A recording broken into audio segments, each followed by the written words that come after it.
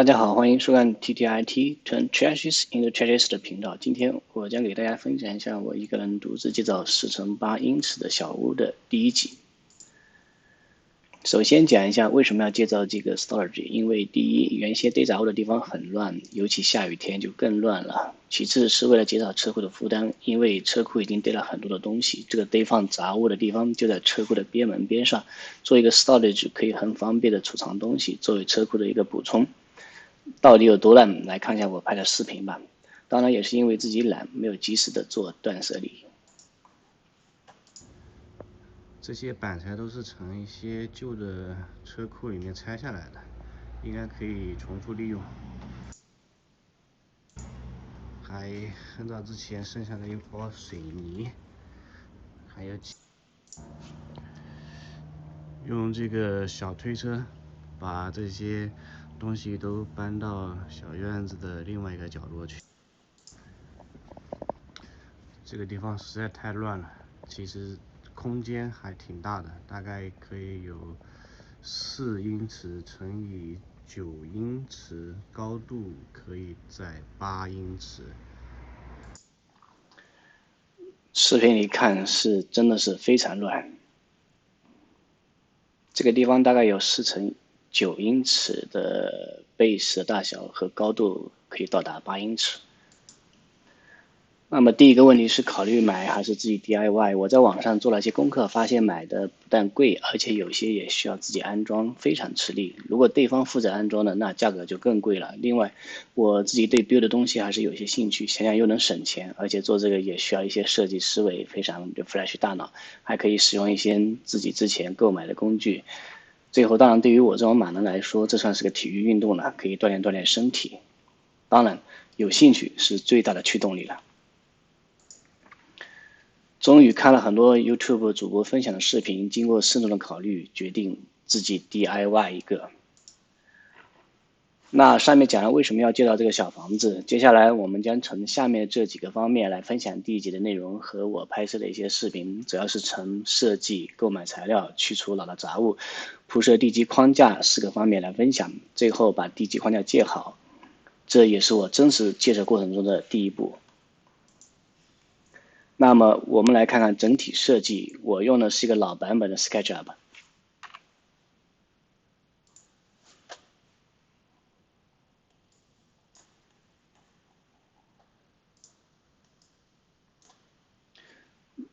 整个 storage 设计分成6个部分，地基、前面、左边，这个是后边、顶部和右边，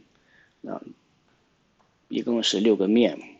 我都把这6个面给单独 duplicate 出来一层，这样在施工的过程中可以很方便的操作。然后6个面都做成一个模块，因为我是一个人在做，做完之后，然后给它装配起来就可以了。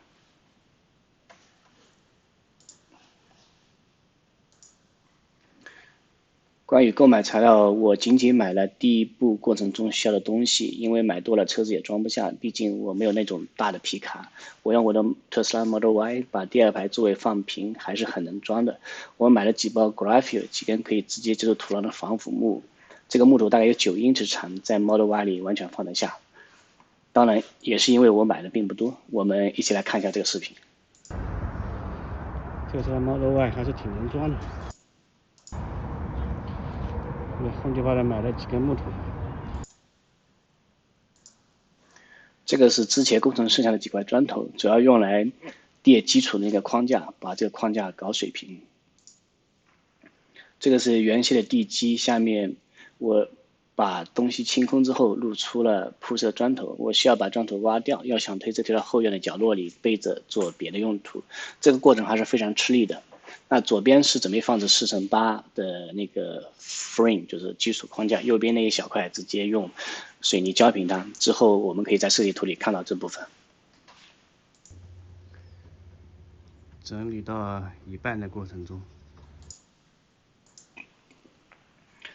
经过大概半个小时，终于把砖给去掉，累得我半死。看一下视频。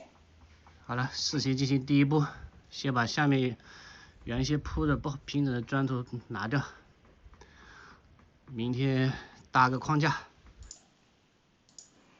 整个地基的基本设计是4×8英尺长的防腐木。我们来看一下这个设计图。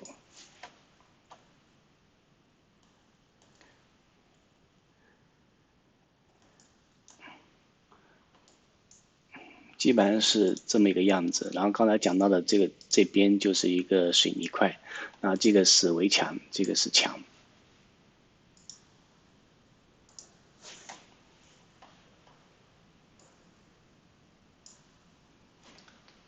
这是刚才的示意图。在施工的过程中，因为测量的不准确，犯了一个错误，裁切的过程中没有考虑到木头本身的尺寸，所以有时候想有空做这一点，这个 DIY 还是可以 refresh 脑子的。我们在 SketchUp App 里面来看一下这个问题所在。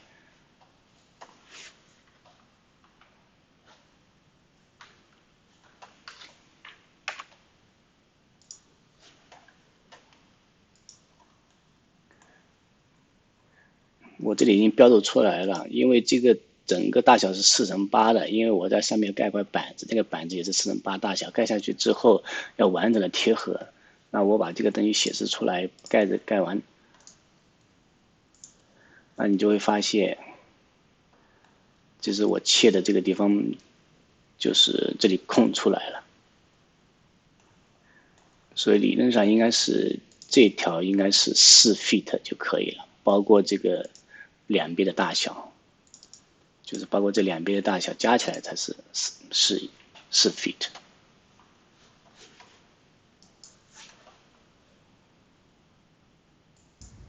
我这个是4×8的，然后这是我拍的视频。这个裁的这个歪的是宽度不够，考虑这个的距离，所以这个板子就没有考虑这个木头本身的尺寸。那怎么弥补？我是用了这个构件，就是可以把那个板子在上面铺一层。我们先看一下这个设计图，就是我们把这个地方给它隐藏掉 ，hide， 然后相当于是，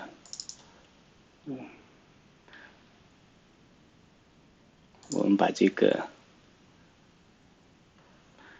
放下去，放大一点，你们可以看出来，我们可以看出来，就基本上是这样，就是加了一块这个木头，就加了一块这个木头，然后再把板子盖下去。我们可以回到 PPT 来看一下，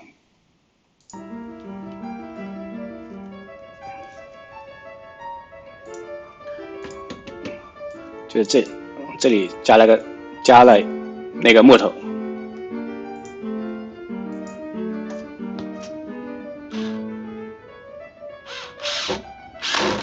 这样打完之后就会非常的稳定。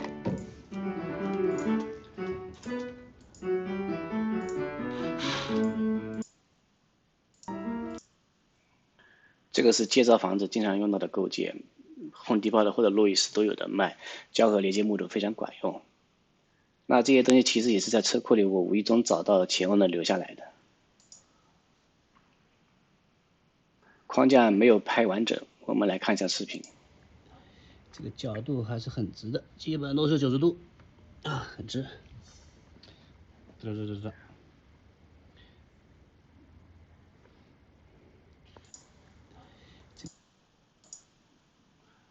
把框架放到原先的地方需要垫平，用水平尺量一量。这个打平过程其实不容易，需要一些耐心。下面我们看一下示意图。这个木框2根主要的水平都已经弄好了，我们来看一下水平不水平。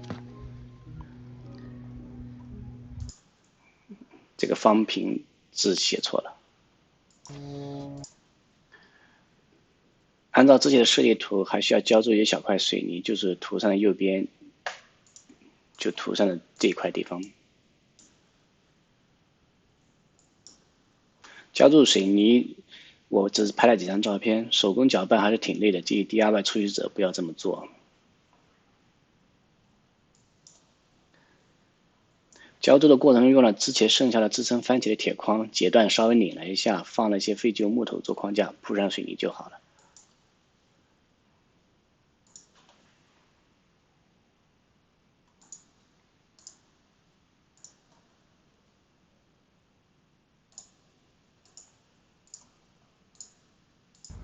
写个日期，纪念一下以后。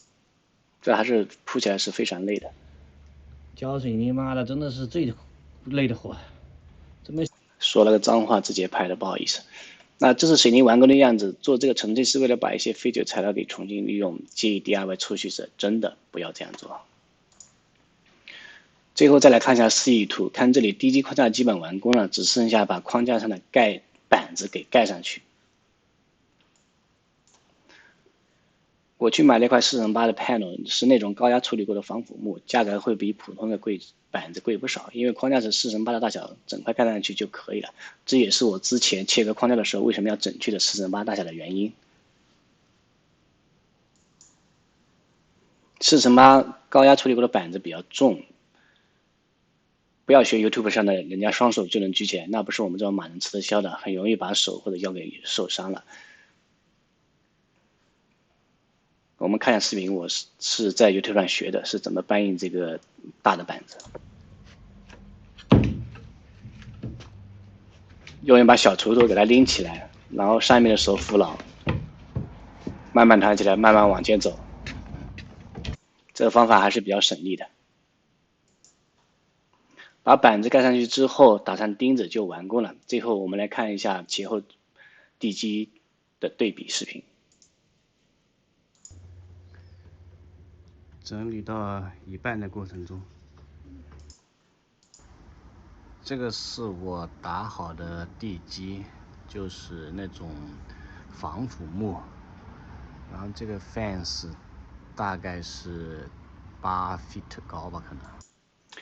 因为拍这个视频的时候，我已经把一些 stand， 就是那种标准的柱头买回来了，因为马上要下雨了，这些 stand 就是4×8，然后雨布盖了起来，因为车库里放不下，这也是我开头讲的为什么要做这个小房子原因之一。这就是标准的2×4×8的 stand， 我们将在下一集里分享另外几个面制作过程。最后，谢谢收看，并且用你的幸福的小手订阅、点赞，我们下期见。